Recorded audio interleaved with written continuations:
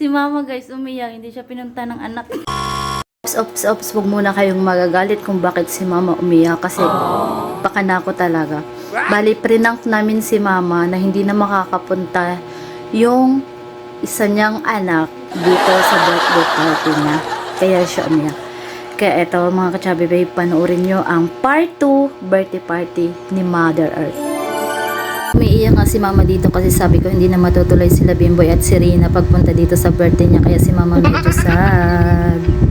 At dahil nga mga ka-chubby babe, first time ko si mama nakasama sa tanong buhay niyang pag-birthday niya. Ay ngayon ko lang si mama nakasama kasi hindi pwedeng wala kaming handa sa kanyang birthday party part 2. And ito nga mga salad nilagay na namin dito sa maliliit na cup para pag kinain siya hindi na medyo mahirapan yung bisita. And meron kaming macaroni and meron din kaming biko.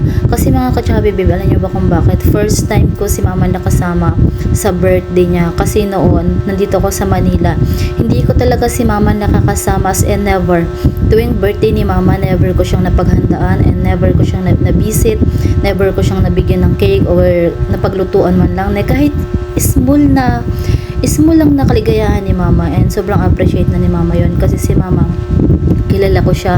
Mag-effort ka lang ng konti. Sobrang appreciate na ni mama yon mga ka-chubby babe. And ganun ko si mama kamahal. At ito na nga kinabukasan mga ka-chubby babe. Kinakain na nga ni mama kanyang cake na dala nila Bimboy and Rina. Thank you so much Bimboy and Rina sa pag-visit kay mama. And tuwang-tuwa naman si mama, halatang halata sa kanya. Ito nga nagkakat na si mama ng cake. And syempre siya dapat yung unang magkakat. Dito nga pala kami nag-breakfast sa labas ng gate namin mga ka-chubby babe kasi ang dami namin. And then meron din kaming papansit. Syempre hindi nawawala yung pansit tuwing my birthday party. Hindi talaga nawawala yung mga pansit na yan. And then ayan, ito nga pala yung cake na dala ni Bimboy and ni Rina. Sobrang appreciate talaga ni mama. And first time ata ni mama magkaroon ng cake na may cherry. Thank you so much. And ito na nga si mama and si Jacob nga ayaw nga niya magpatalo kay mama, gusto niya rin kumain ng cherry. And ayan, nag-uunahan naman sila sa pagkain ng cherry.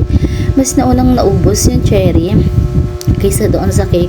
And sobrang sarap nga talaga ng cake na yun. And thank you so much po sa mga pumunta. Dito nga pala kami nag-breakfast sa labas kasi nga sa loob masikip. And ito nga yung gabi na yan na nagkakantahan na lang kami kasama. Shoutout nga pala sa pinsan ko na si Norben and Kuya Benji na Malabing Rodrigo yung boses. Nagkakantahan nga kami nung gabi na yan. Ito nga pinsan ko na siya mahihain pero gwapo. At ito na nga sobrang close ni Rina and ni Jacob. And nakita nga ni Jacob na may scramble na naman. Tuwing umaga as usual, nagbabili siya sa tita niya. And thank you Tita Rina.